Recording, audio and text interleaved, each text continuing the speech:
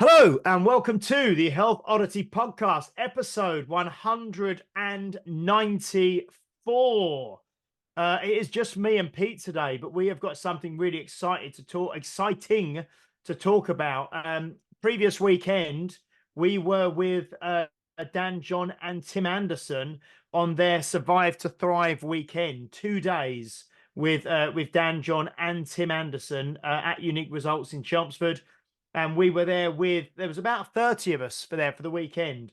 And it was really fantastic. So today, Pete and I are going to kind of be unpacking a little bit of what we went through, what we kind of took from the weekend, things that we maybe learned, things that were re-clarified, things that we were reminded of, certain things I had heard before, but it seemed to me that like Dan had maybe got a bit more clarity or tightened some stuff up around things himself, and he'd kind of evolved or tightened his ideas up as well. So there's quite a lot of interesting stuff that we're going to talk about in relation to that weekend. But before we do that, I'm going to check in with Pete and see how he's doing. He's had a lovely haircut. He looks kind of he's got he's smiling.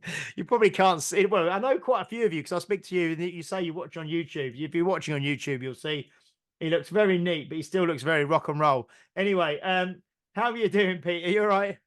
Me, my rock and roll lifestyle. Yeah.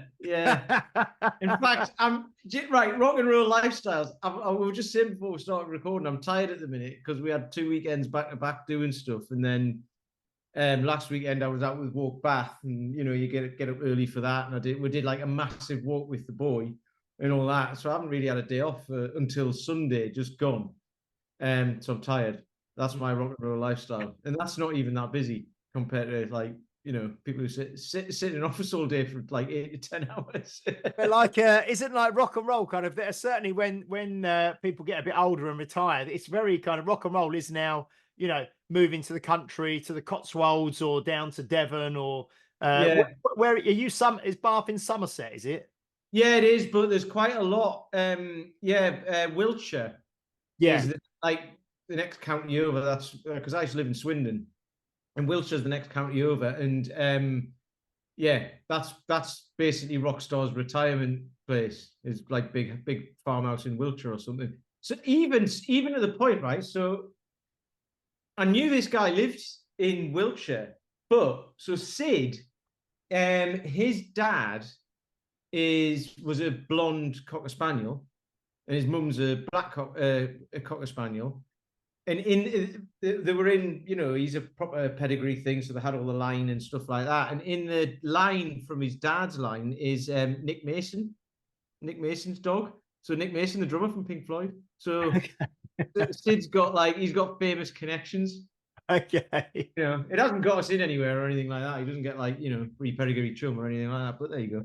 And is it Alex James from Blur?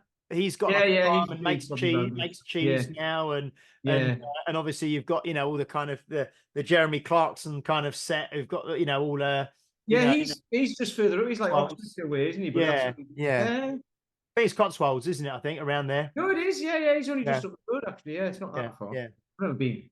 Yeah. No. Anyway, yeah. So this is lovely talking about the English countryside and things. Yeah. No. Yeah. And what we do want to do, we have had a new review in, which I'm going to read. Okay. Now we are trying to get obviously reviews on Apple Podcasts, and we read a couple out a few weeks ago. We've had another new review in. I don't know who this person is, but I will read the review and give their, what would it be? It would be their username, I suppose, from Apple Podcasts, and then if they can get in touch with us. And give us your full name, your postal address. Like I said before, go on to the Instagram and just click on the link tree and go into the kind of merchandise or the shop and find, if you want a t-shirt or a hoodie, and then let us know what color, what size, and we'll get it shipped out to you. Okay. But this is from Jester 46. That's Jezter. So like Jester, but with a Z instead of these S, Jester 46, and it's a 5-star review. And I think it was written specifically about the podcast we did about the women's football documentary, episode 188, which was False Nine, where we had who did we have? Ollie and Emma on with us. And they said, really enjoyed this. Good mix of info about something I knew very little about, but learned more about over the hour.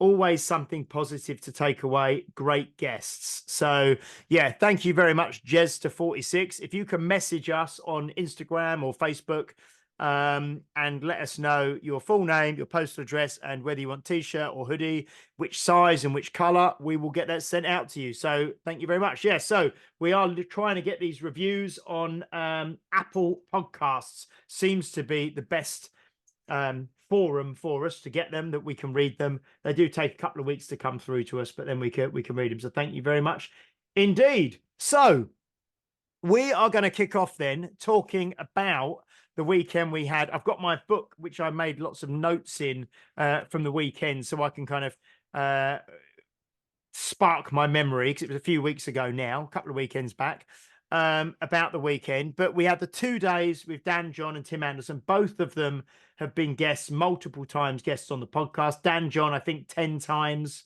Tim Anderson, I think 3 times.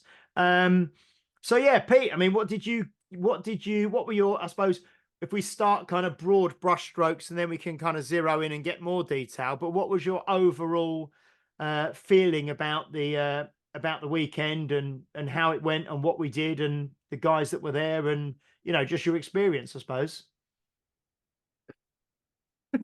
No, it was really interesting. It was like, because it's stuff that I've seen before, because I've learned from Dan before and I've learned from Tim before, but it was the same stuff but slightly different, like a bit more honed in. Like we were saying before we started recording, it's kind of like a bit more clear in both of their heads probably. But what was really good is the way they work together well, because like Dan uses the original strength stuff anyway. And the stuff that he does is very simple, and he's got his like movement matrix, and Tim's is kind of a movement matrix as well, I suppose, but coming at it from a bit of a slightly different angle. So they both fit together really well. So one's quite intense and the other one's well, not intense, but it's like, Dan's will be a bit more intense with lifting weights and stuff like that, and Tim's is more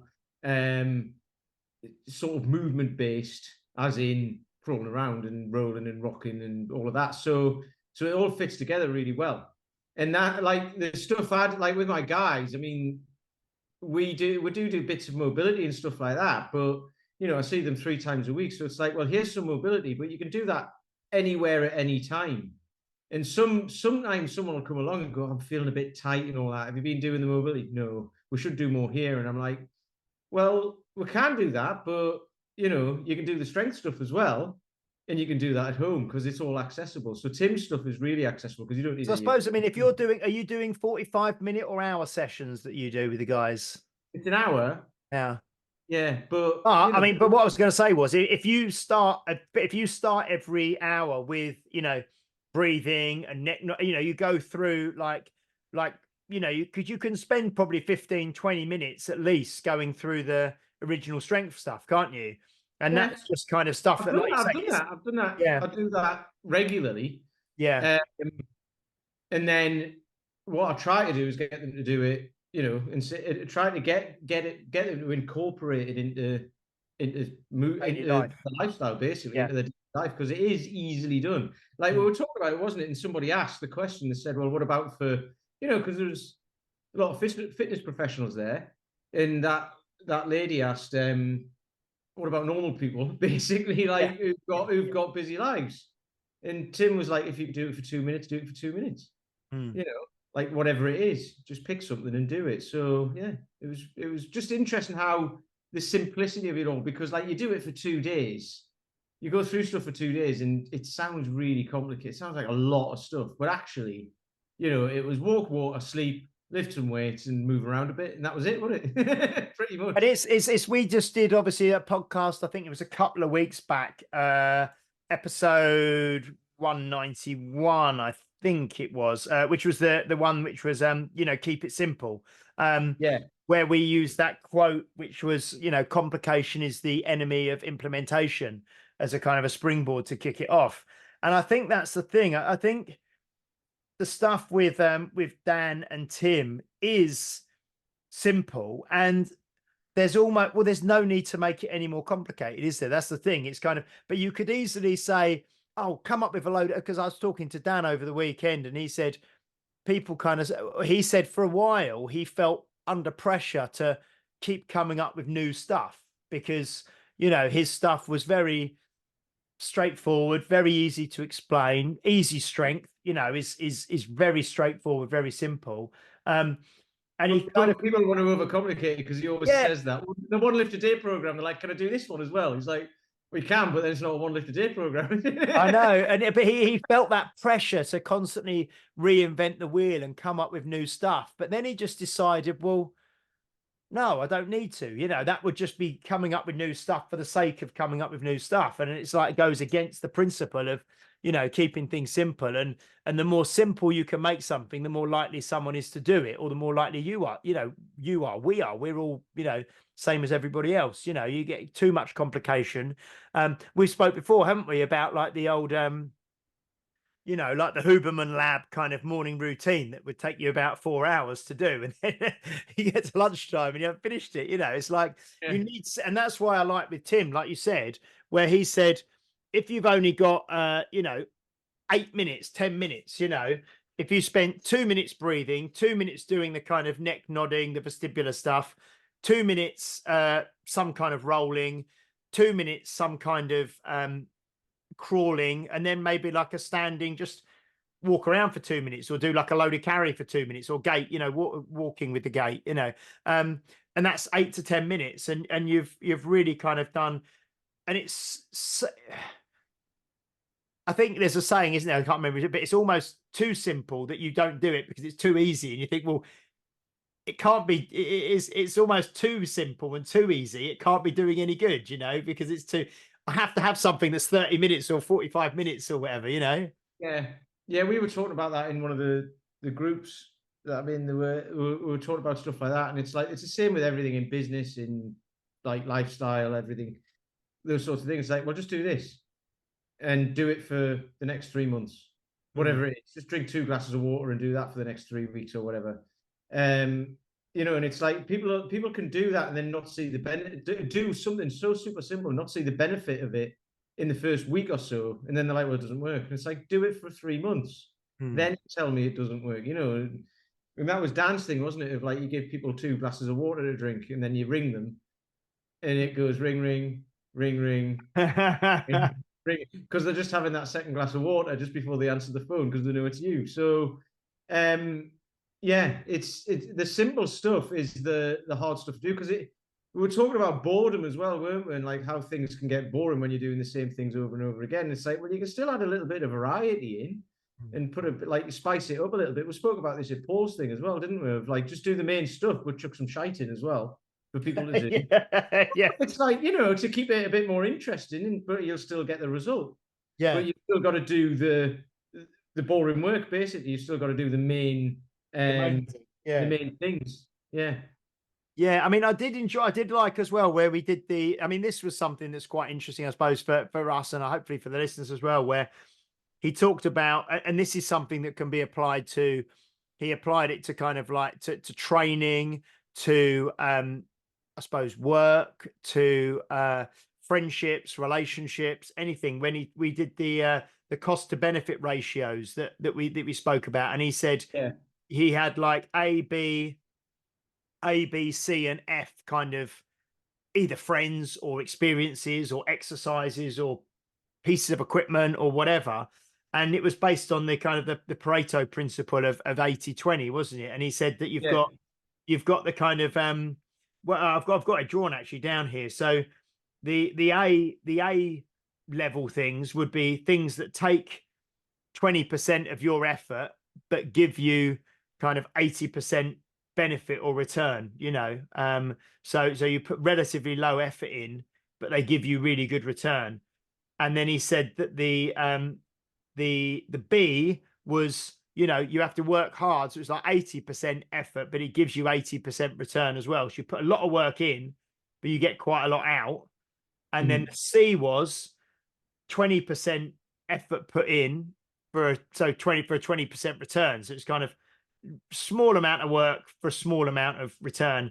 And then the F was where you put 80%, you put loads of effort in, and it only yields a very small return of the 20%, you know. Yeah. And Which I think he described as the friend who's the fun sponge. yeah. So he said, didn't he? He said, do any of you have, you know, clients, you know, who maybe you put relatively little work into, but they give you a lot of, they're great to be around and they have great progress and that you enjoy the sessions with them and all the rest of it, you know. And then conversely, you have clients who you feel you have to do so much work for and they're really hard work and that, you know, that they take up a lot of your energy and, like you say, almost like a fun sponge or an energy sponge, and then they get you, but you get very little from them and they get very little from it as well. And it's kind of so I thought that was a really interesting kind of model that he used as well, which can be, like we said, can be used for anything, can't it? It is interesting because it's happened with me naturally over time, you know, especially with people. I've known a lot of, like, you know, obviously I've known a lot of people over my time and I've had different career, like only a few different careers, but not loads. And yeah, there are just sometimes there's just either activities or people or whatever that you're around that whenever you're doing them, you're like, God, this is draining my energy. So it's like, and sometimes you have to do things like that. I mean, the 80% in, 80% out thing is like, you know, sometimes you have to put a lot of effort in to get a decent return on things, and there's nothing wrong with that. And what I did think was interesting, but well, so to finish that, sorry, is like, yeah, I mean, I've been doing that quite naturally throughout my life and not realizing it, you know, because there's some people who are just great to be around and you spend time with them and you feel energized for it, and you don't have to do much, you just have to be there, right? So, but the 2020 thing, 20% effort with 20% returns, so very little effort, but you don't get that much for it. But it might be a fun thing to do. Those are the things in my mind that can grow into the 20% effort and 80% return just through consistency or whatever, or like a friendship that feels kind of easy, but you don't see much of each other or whatever, but then it kind of grows and stuff like that. So yeah, those are the sorts of things where you plant seeds, I think, in the 2020, and it can go either way. But Yeah, you I'd can probably say. obviously make a decision on what you're going to do with it, depending on which way it goes. Yeah, I was just going to say, probably just I hadn't thought of it before, but because we're recording now, I'd say probably the podcast has now is like a 20% effort in terms of time commitment weekly. You know, it's kind of a you know, relatively low commitment time wise per week, but it's kind of an 80% return, and that's not like necessarily like a financial return, but it's kind of, I get a lot of fulfillment out of doing it, you know, and it's a relatively small input from us, I think, each week. And but it does lead to things like, you know, the weekend we've just had, you know, with Dan and Tim, which kind of wouldn't have happened if we didn't have the podcast, probably, you know, Yeah. and things like that. So yeah, I think that's a good place to see it. Definitely, I think I can see that really clearly with that.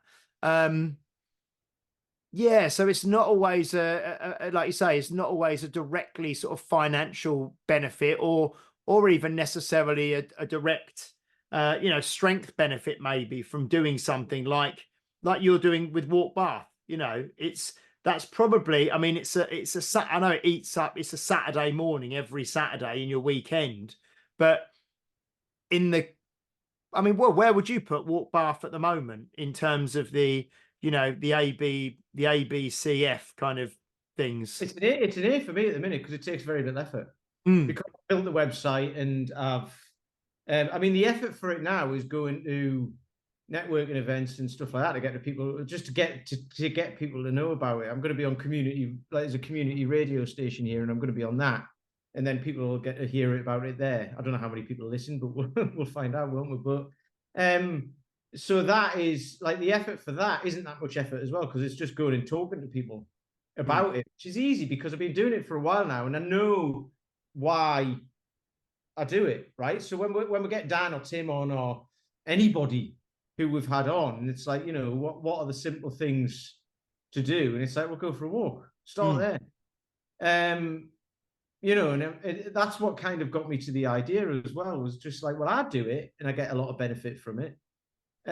So surely other people would do. And then I've had, even those 2 weekends that we were away, when so last weekend was the weekend back at Walk Bath, so I'd missed 2 weeks of it. It still happens without me. I'd missed 2 weeks of it and I really enjoyed it because I'd missed it, because I wanted to be there, because it helps me as well. So that's like the effort that goes into it is I've got to update the website with a date each week. I've got to decide which walk we're doing. And then I've just got to invite people, keep like get into the group and do a video or something. And I do that once a week and then send out an email and that's it. And then people turn up. And then the actual effort then is while we're out on the walk, getting to know the people and what they're about and stuff like that, and just having a chat, which I can do. But good things kind of similar to the podcast. Good things probably come from some of those conversations, and avenues open up, like you having a chat with one of your guys or ladies, I can't remember, on the walk, then led to us having like Sean Conway on the podcast, didn't it? Exactly. Yeah. I mean, just from having that conversation with someone while you're walking, which is fantastic. But there's also, because so the other thing, people go to, like, I went to a networking event this morning. People go to networking events, right? And, like pay to be in there, they get a breakfast and then they'll have a speaker and then they're chatting away to people and all that. Have you got your business card and but you could do that outside on a walk for 2 hours and chat away. So Sean was told, there's a lady who comes along who works with SEND kids, so special needs. And she's unemployed at the minute because it doesn't pay very much. And she's really highly qualified. So she's like, well, I can do that, but I need to make a living. So she was looking at doing some more qualifications or something like that. And Sean, that's what Sean does, right? She trains teachers and stuff. So she was like, oh, well, we might have a course. I'll have a look around. You might get a bursary and all this sort of stuff. So there's that little connection there straight away. So like someone can help someone else. And then lots of other people, like there's a guy, a financial advisor who comes along who deals with like end of life care. And there was a lady there from Age UK. And it's like, right, you'll have a load of people who he could help out with their finances and stuff like that for later life and all of this. So all of these things start to come together, And for me, that's what it's all about. And the effort put into that is just going for a walk. So it's tiny. So that's an A. Yeah, definitely. Yeah, I mean, I'd probably say, I'm just thinking as well that that the gym, Unique Results, is probably more of a B for me, because it's kind of like, it probably is out of my life, out of my week. It probably is like 80% input and effort and 80% get out as well. You know what I mean? Like it basically, it provides all of my income. It provides income for the whole family because Steph's employed through the business as well. So it's one business supporting the whole family and other people who work for us, their families as well. So, but it does take a lot of time. So that's probably an 80-80, which is still pretty good. But what would it have been when you started it? Well, it always probably would have been 80. It probably would. I was going to say, probably be, it doesn't work if you say a 180, but it would have been. It's certainly the 80, but it's more like you said with Walk Bath. It's and the podcast actually. It's more systemized now. You know what I mean? So the podcast, the way it runs now is, we work together really well, the two of us, and every week you do your bits for it, I do my bits for it, but it's kind of systemized. We know our kind of individual roles, and then we record it, and we get, so that kind of is, we've got a good system now working, haven't we? A good sort of process. And the same, like you said, with Walk Bath, you've done the kind of the hard work. So now it's just every week doing the walk, updating the website, kind of sending out a few things. And that's probably how the business is now for me. It's a lot more systemized than it used to be, which helps. And I think bringing it back to everybody listening, and training and healthy lifestyles and things, that's very much what Dan and Tim, but Dan talks a lot about, doesn't he? Is creating systems to make it easy to stay on track and to do the right things every day, you know? Yes.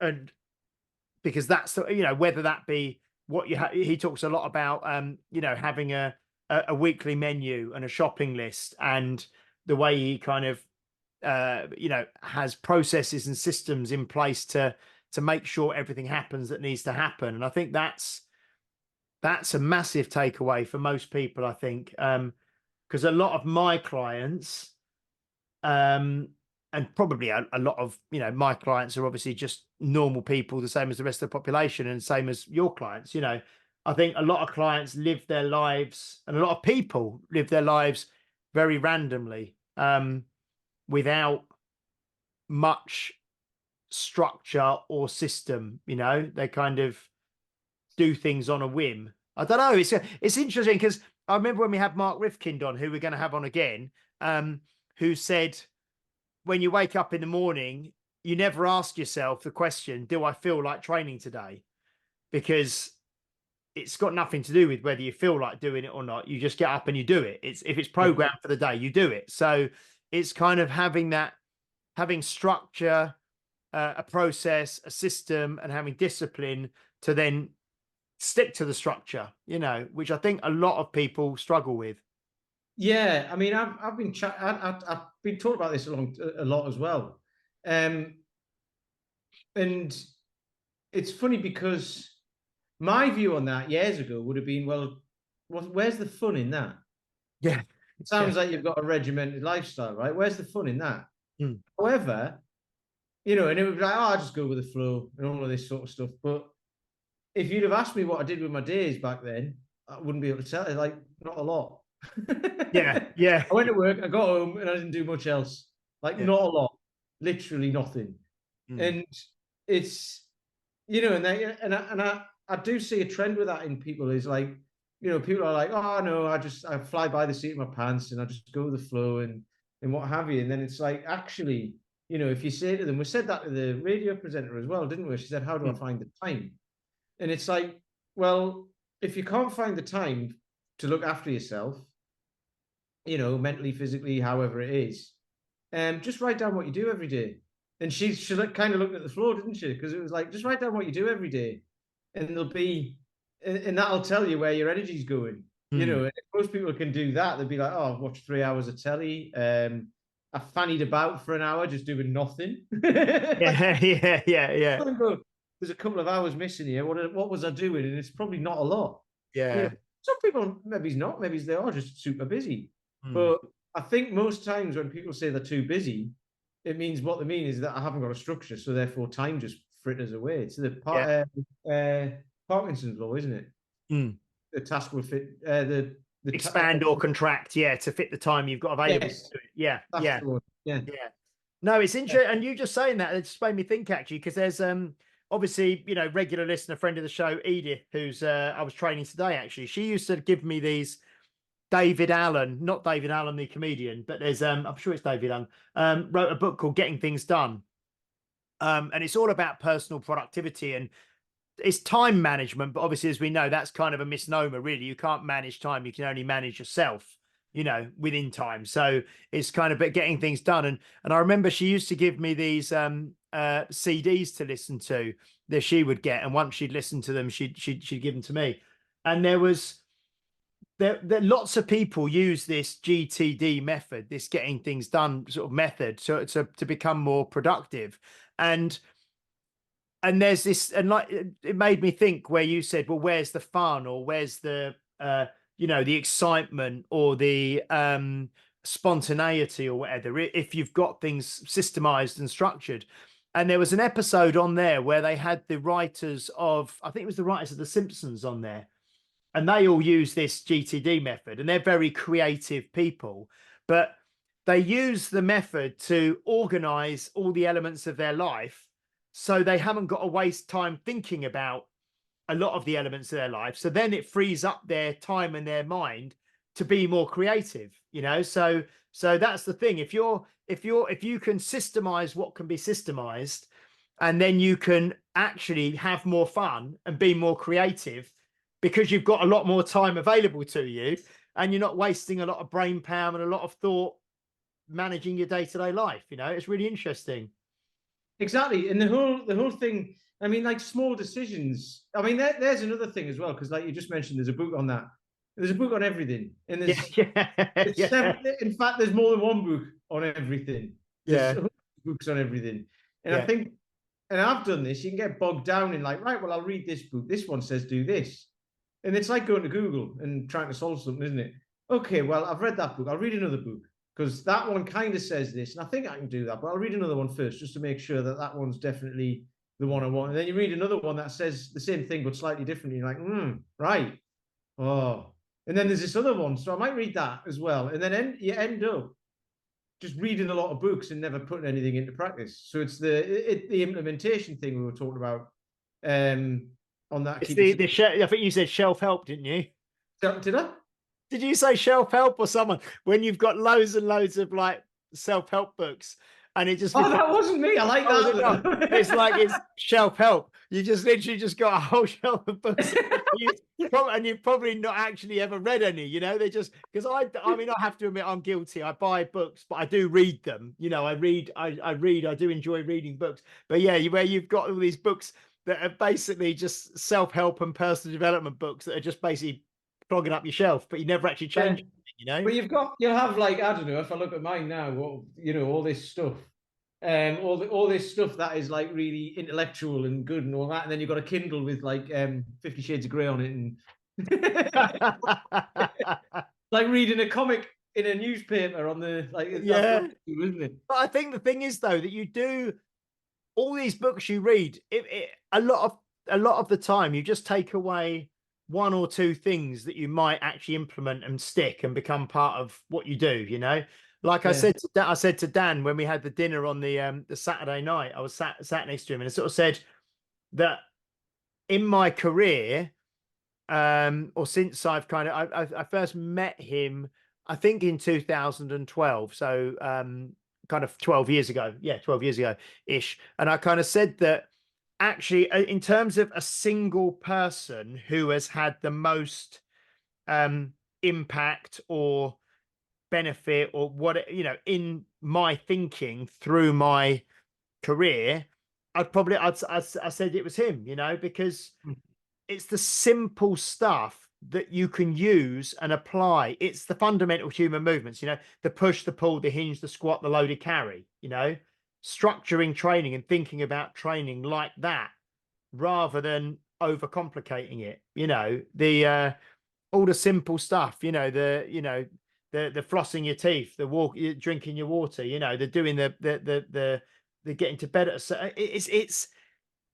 it's amazing because you kind of start off with very simple thoughts and things, and then you kind of can go on a journey and go down rabbit holes where everything gets very, very complicated. But then, and 20 years later, you basically end up just back really, really simple. And you realize that actually the real basics are the things that you need, and all the other stuff. It's what's that? It's Paulo Coelho, The Alchemist, isn't it? You know, you kind of go on this huge journey, and you realize that what you were looking for was there all along. You know what I mean? You really I mean, it's the story of the fisherman in the village, isn't it? Have I said this?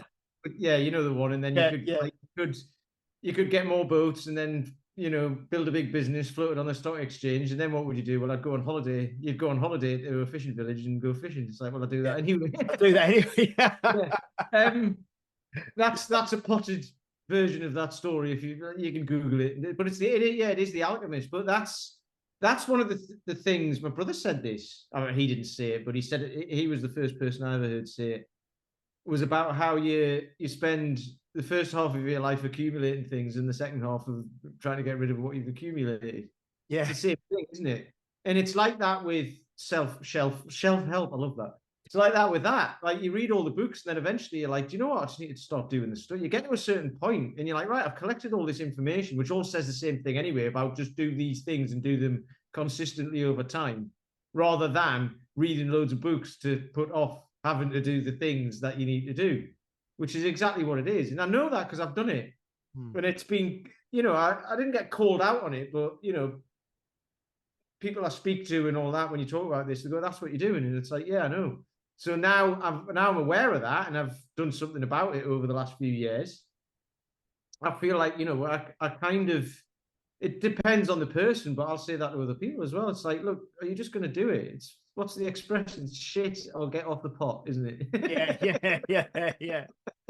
Yeah, it's so true. I think another thing that we looked at, which was really interesting, actually, which, again, it's not new for us, but I just felt that some of the stuff, the way Dan would explain stuff, was slightly different, and like you say, maybe a bit clearer and stuff. Where he had this quadrant, and he said his brain kind of always works in quadrants, and I've always wanted a quadrant, right? He's got like loads of them. he's got loads of quadrants. He's being really greedy on the quadrants, to be honest. He needs to spur them on to us people who haven't got a quadrant. Yeah, so the four things he had, one of them is so it's obviously four, a square split into four, so you got two at the top, two at the bottom, and the top left one was longevity. We spoke quite a bit about that, and I've got to read that book he mentioned. I've got it written down here, Spring Chicken by Bill Gifford, Yes, guy who kind of wrote or he co-wrote Outlive with Peter Attia, but Dan said that the book Spring Chicken is really, really good. We're just saying read another book, but the thing is, I enjoy reading the books as well, because it gives me different frames of references, and where, like you do when you coach people, it's quite nice to have different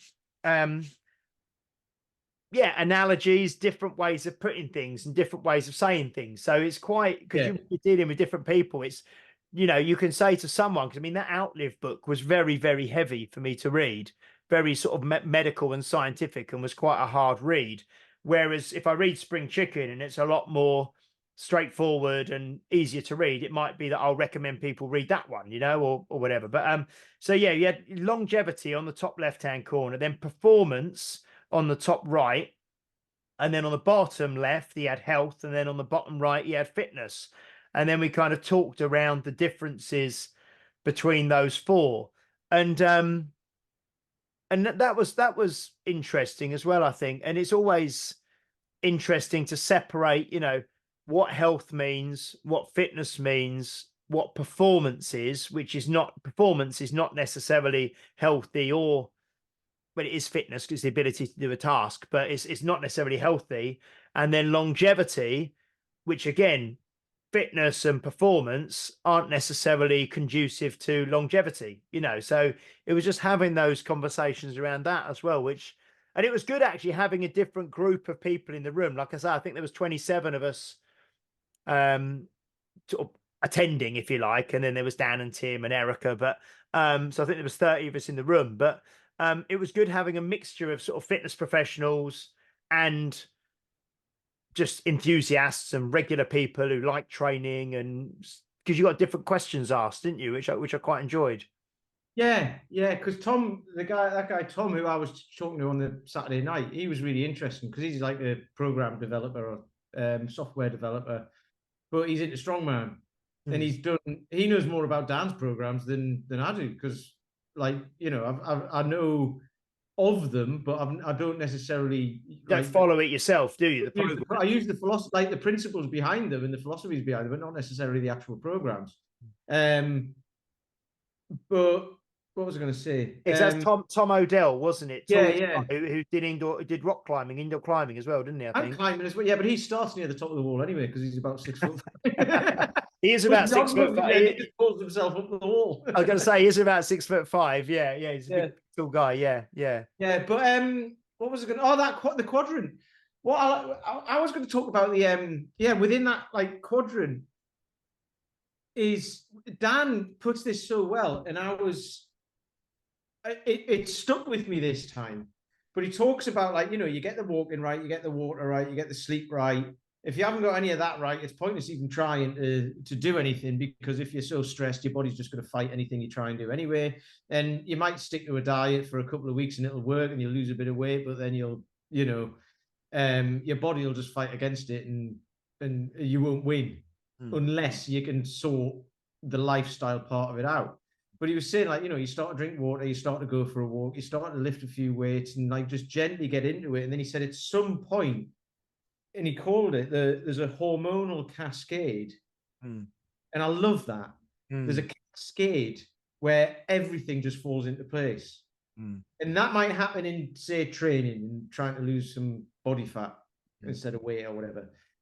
But it also happens in lifestyle as well. So then all of a sudden it's, there's this cascade of just like, everything's a bit clearer. I can go to work, but I can be more productive. And then, I'll have a schedule, whatever you want to call it. And I can be more productive, which will actually free up time because then I'm not thinking about all the things that I haven't got done by fannying. I get them done quicker. So therefore I have more free time, or I can spend time with the kids or the dog or whatever, or my wife or whatever. And that cascade happens. It just takes time. And that's just the consistency of sticking to stuff. Isn't it? It was also interesting how he said that you don't ever get any, you get no recognition or praise for being consistent. you get praise and recognition from being up and down, from yo-yoing, don't you? Yes. That was really interesting when he said that. I like that. That example. Do you want to go through it? Because I've spoke a lot. Well, just very quickly, it was kind of, I think you used the example of someone who would sort of yo-yo in weight, wouldn't it? And they'd go up in weight and they'd lose weight, and they'd go up in weight and they'd lose weight.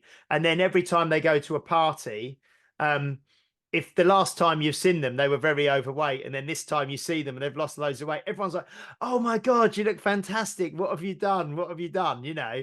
Or what are you doing? What training are you doing? What diet are you on? Blah, blah, blah. Whereas if you're just kind of like the thermostat, just like consistently training, maintaining your body weight, eating well, you're just consistent. There's no kind of no recognition for that. You know what I mean? He said it's very unsexy, it's very unflattering, it's perceived as very, very little effort because you just people don't see, exactly, people don't see, because you look the same every day. Yeah.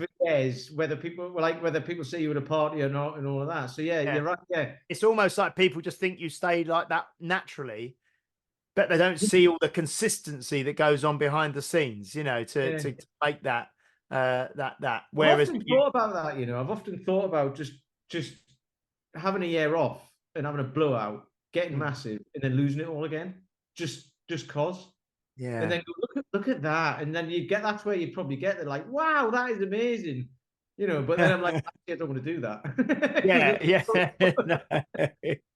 Well, it's the same. I mean, we see it with our members at Unique Results. We do like a member of the month every month, which is voted for by the kind of trainers and the staff. We kind of choose someone who's done something really well, and it could just be that they've been really, really consistent, or it could be they've achieved something they've been working towards, like an event or something, or whatever.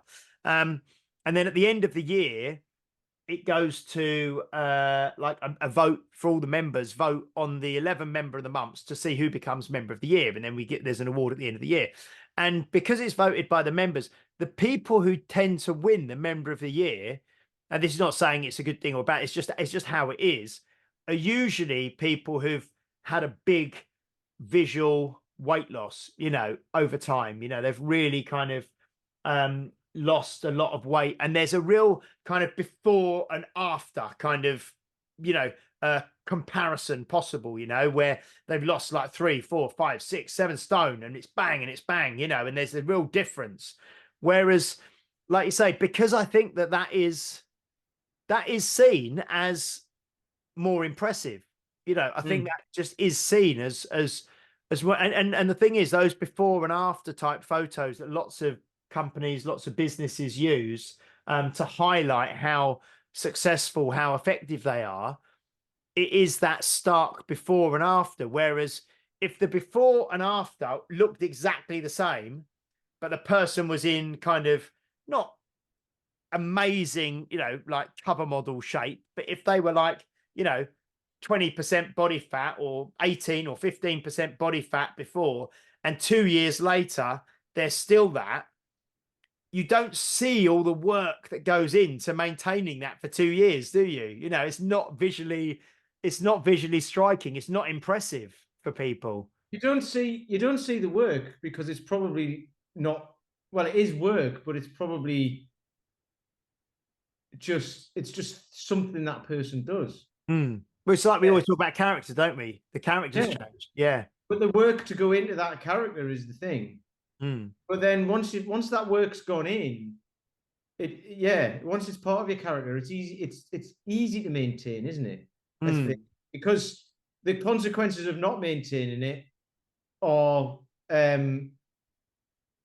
really detrimental. Would that be the word? I've stumbled on my word there, but anyway, the consequences of not being that consistent are you become a person who you're not really.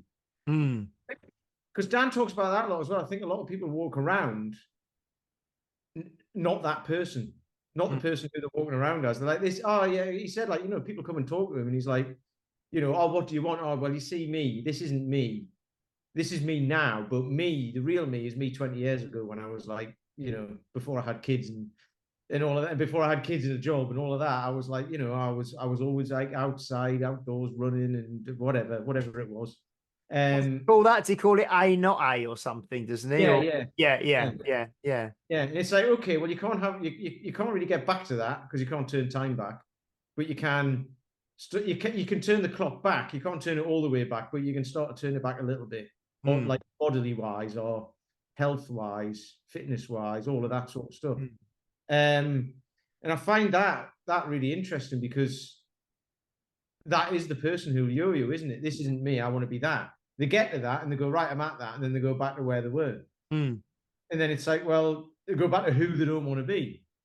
And then you have to go through that cycle. Whereas if you can keep that consistency, and like you say, maybe some people do just need that, and they actually, they actually feed off that. That's the wrong. But they actually feed off that energy, say, as in to make them feel great. So that maybe you do get people who say, right, well, I'll put a little bit back on again without even knowing it, subconsciously, to go, because I'll lose it again, and someone will say you look great. Yeah, it is so, and also another thing just came to mind that we spoke about, which I liked, and I've heard before, but we talked about, and I think he mentioned it was first used in like the 1940s or 60s or something, was where we spoke about, and it was used a lot in Outlive, the Peter Attia one, where you talk about lifespan, which is obviously, you live to 80, say, just as a, you 0 to 80 is your lifespan, and then the health span, which is the portion of that time that you're actually healthy. So if you live to 80 but you're only healthy to 55, and the last 25 years of your life you're really in a bad way and you're on loads of medications and you're in out of hospital or whatever, then that's not good. You want your health span to get as close to your lifespan as you can. And then he also talked about strength span as well, like being strong and maintaining your strength for as long as you can in your life as well, which was really interesting. So I think he said, I can't remember who he said, it might have been Rob Wolf, or he mentioned the person who said it. It might be Rob Wolf, it might be someone else, but he said, live a long life and drop down dead. Yeah. What he said was the ideal situation. Live a long, happy life and just drop down dead at the end of it would probably be the way most people want to go, really, to be honest. We spoke about that with Phil Maffetone, didn't we? And he basically said, there's no reason why you shouldn't be able to keep going until the day you just drop down dead. Yeah. Because he was saying, physically, people tend to atrophy, I suppose, dwindle. That tends to happen to people physically, and then not mentally until like much later on, if ever. Because your brain can just keep going and going and going. Whereas your body, it's perceived, can't. But actually, it can. It's just because you use your brain more than your body, pretty much. Yeah. Most people do, I think, because you can't not use your brain, can you? No. But you can not use your body. So I think that's in my head. That's why. So strength training, movement, all of that. If you keep doing it, and like you say, you go for a walk a day. The likelihood is you can go for a walk tomorrow. It's the same with the original strength stuff. If you can roll, rock, crawl, or breathe, like all of that stuff one day, the chances are you'll be able to do it tomorrow and the day after and the day after and the day after. So, yeah, And I consistent. think and then just as we start to wrap up, because I shared a quote the other day, which was actually from the Paul McElroy weekend, which was the weekend previous, where it was, if you want, again, it does tie into this lifespan, health span, strength span, but the quote was, if you want muscle to hang around or to stick around, you've got to give it a reason to. And I shared that, and then I did a video for my members the other day around that, what is perceived as, and I spoke about like osteopenia, osteoporosis, and then what's the it's gone, it's the words, sarcopenia, yeah, age related kind of muscle loss or muscle wastage. And I kind of explained, had a chat around that, and said that these things of reducing bone density and reducing muscle mass as being a natural logical consequence of aging, majority of it is because people are just less physically active as they get older. And almost, if you think, oh well, it's just part of getting older, I'm going to get weaker, I'm going to get more frail, I'm going to and you just accept that this is part of what happens to you as you get older. I mean, and we there will be at some point a decline, but we've spoke about this before, haven't we? The gap between if your point of starting to decline is so much higher than someone else's, that even when you start to decline, you're going to be that much further ahead. And if you do give your muscle and your bone a reason to be strong and to stick around, and Tim uses his supply and demand analogy, doesn't he? If you demand something of your body, the central nervous system will supply it. So you've got to give yourself a reason to stay strong, a reason to have bone density, a reason to have muscle mass. And if all you demand of your body is that you sit on the sofa and you use a remote control to turn the TV channels every day and you do nothing, then your body will supply you with the amount of bone and muscle and mind power required to do that, which is not very much. And then you'll inevitably decline. So, I actually, even though it was kind of fairly challenging having those 2 weekends back to back with the Paul McElroy and then the Dan and Tim, I think that they both, I mean, I feel, do you agree that they both kind of actually fitted together really quite well? And it was it was challenging, but it was positive having them so close together, I think, as well. Yeah, because they come at it like differently. But because in my head, it's like, because we get the thing of like how strong, thinking of Paul here, how strong is too strong? Because Paul's thing is just get as strong as hell. Yeah. But without injuring yourself, right? Or with minimal or less chance of injuring yourself. Which he hasn't always been like, from what I can see of of the things he used to do, right? But it's in my head, that's it. So when people say how strong do you actually need to be, I think I said this a couple of weeks ago, they tend not to be that strong. Yeah. Because it's like, well, if you're asking that question, what it means is you probably just need to get stronger, to be honest. Because some people think lifting a 24 kilo kettlebell above your head is achievable, but that's strong enough. And it's like, well, yes, it is. There's nothing wrong with that. But it doesn't necessarily make you hugely strong if you can go and then do a 28 and a 32 and what have you, comfortably, safely, and as you get older, right? But then Dan's thing is like, just learn the movements and add weight to them progressively over time, which is exactly the same thing, but it sounds like it's coming at it from a different angle because Dan's super strong as well. That's the thing. But then it's all relative. because he's super strong, but he's not as strong as if you go to a Olympic weightlifting meeting or a powerlifting meeting or whatever. And he said like he's very average, didn't he? Now So with yeah, but I think yeah. So I think that Dan Paul certainly comes at stuff, and his weekend comes at stuff probably more from, if you look at the quadrant, more in the performance section, doesn't he, of the quadrant? You know, although it's not performance at all costs. You know, so it is but still it's performance based on where you're at to yeah, where you could be, and yeah, increasing your performance without ever having to prove what the what you're really capable of. It just proves that you can edge that performance up without ever having to test it.